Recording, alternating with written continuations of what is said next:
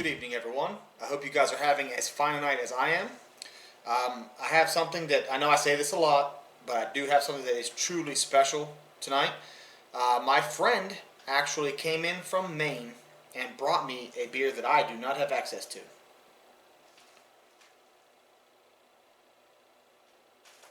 It's sweating a little, if you can see that, but it's because I wanted to let it get a little closer to its serving temperature of between 50 and 53 degrees. This is Gouden Carolus Cuvee, I don't know how to pronounce it exactly, Cuvee van de Keizer Brew, which is Grand Cru of the Emperor. Let me read you a little something here. Every year, on the 24th of February, we celebrate the birth of Emperor Charles Quint. Therefore, we brew a dark ale called Cuvee van de Keizer, Grand Cru of the Emperor. This exceptional ale ages well, developing a refined complexity and intense aromas. With powerful notes of roasted malt, caramel, and plums, its surprisingly soft and fruity aroma combines a warm roundness with a refreshing taste, an imperial brew to cherish and enjoy in moderation. This is brewed and bottled by Brewery Het Anker in Mechelen, Belgium. This particular one was bottled 12/11/2015, I think. Brewed before that, but so it's this is not quite a year old, but I guess about 6 months. But over a year from when it was started brewing, so that's pretty cool. It is the 2015. 2016 is out now. Let's see here. I do believe 2016 is out. Maybe it's not.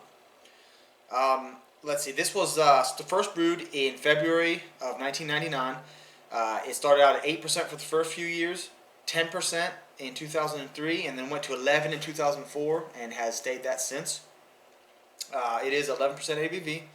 Rate Beer gives us an overall of a 100 and a 100 for the style, which is an excellent rating. One of the very, very few I've ever had that was 100. Beer Advocate gives it a 95. Now, the Bro score was not listed. And I looked up a few different things. I don't know if Beer Advocate is taking away the Bro score and just giving a single rating now. I'm not positive, but that's all I could find. Let's see. What else? There was something. No, maybe not. But I guess they do make a blue and a red. There's the stripe going across. There's blue on this one. There's a red also. I've not tried it either. Let's go ahead and open this one up and see what it looks like. I'm very excited. Like I said, my good friend brought this in all the way from Maine, and it's something I definitely do not have access to myself.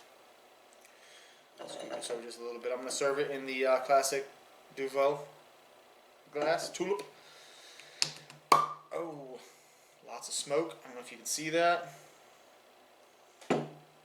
Cork came right out. Sometimes they do not. Let's get a pour and see what it looks like. I'm very, very excited.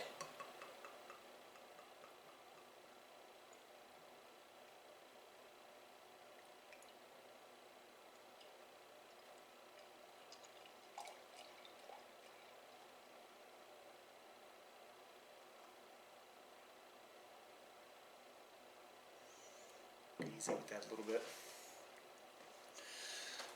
I poured a little harder there at the end, but I was being pretty gentle. The carbonation is very, very high. It is a medium amber colored, very, very thick, fine, bubbled head. Right about 3 fingers. Beautiful color. It is a very dark, dark amber. Almost a mahogany color, but it really is just a dark, dark amber. Sort of a cloudy, definitely unfermented. It is bottle conditioned, so it is re-fermented in the bottle. Gosh, there's lots and lots of bubbles. You can barely see them. I know you guys probably can't. The light is not great for seeing the color of a beer. I'm going to have to work on that. I'm hoping this video turns out because this is a whole new place. If you guys can't tell from the background, I moved. It took a lot of work, and I'm finally in, and I've got my lights set up, and I hope that this is going to look pretty good because I want to give a good representation of this excellent sounding ale. Belgian ales are my favorite.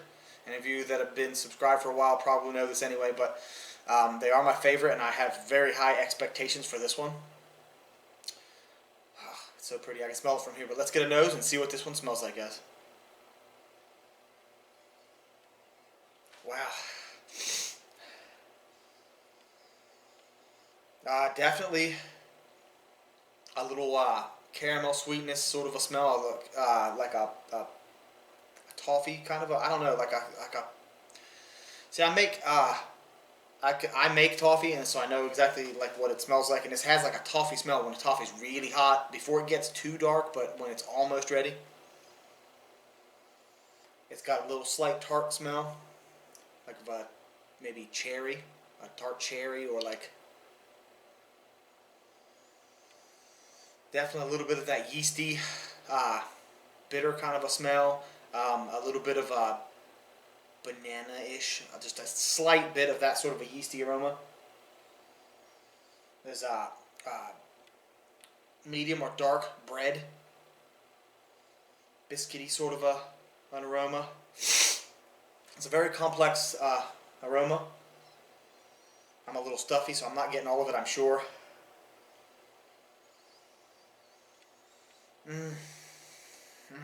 It smells very, very good. Let's get a taste and see what this one tastes like, guys. My mouth's watering.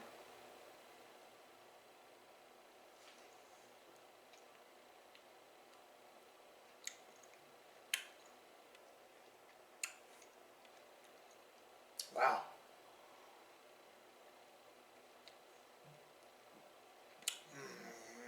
Definitely toffee, that sort of a caramel sweetness, dark sugars like Belgian candy sugars. I don't know if they use it or not, but it has that really dark Belgian candy sugar flavor. Raisins and a little bit of fig. There's definitely a bit of the peppery clove sort of a yeast flavor.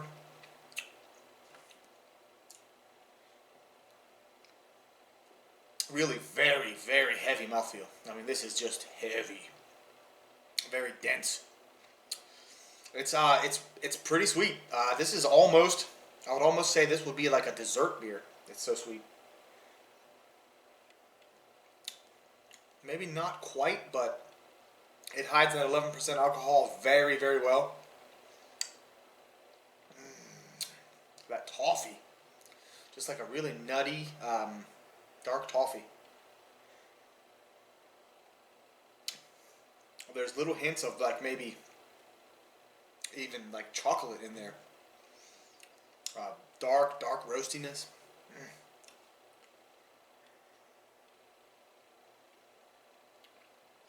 Wow, that is pretty amazing. Belgian Dark strong indeed.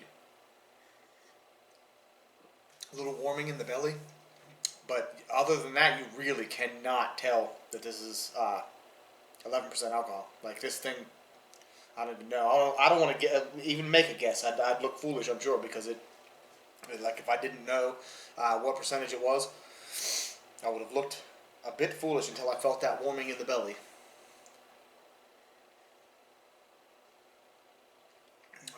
It finishes a little tart, really pretty sweet, heavy. It's not too sweet though. I mean, it is very sweet, and it is on the cusp of like a dessert beer, of like that kind of a cloying, sip it kind of a beer. And it may be a bit cold right now too, so I think a little more of the roastiness might come out as it warms. But all in all, this is an excellent beer. Belgian Dark Strong, quadruple. It tastes like a quad, honestly.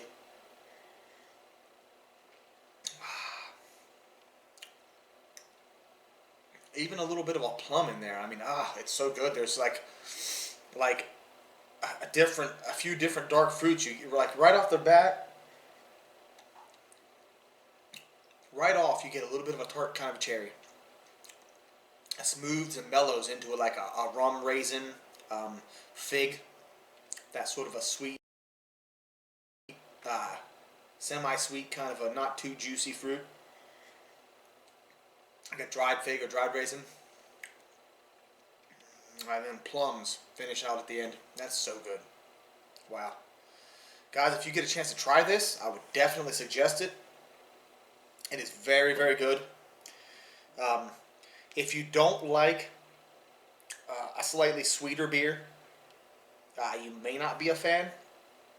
Depends on what kind of a quad you like.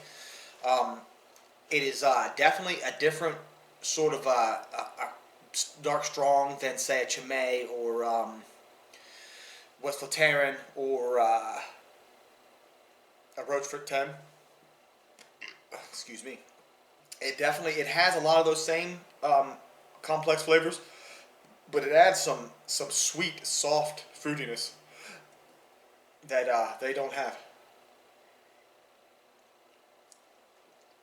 The carbonation just is like, it's so, like, that's the only way I know how to even describe it. It's like this just soft, very highly carbonated, very thick, just smooth. God, that's excellent, guys. I'm rambling. This is delicious. Thank you again, Mark. This is delicious beer. I very much appreciate you bringing it. You guys hit that like button, and please don't forget to subscribe. I've been Brewmaster. Cheers, my friends.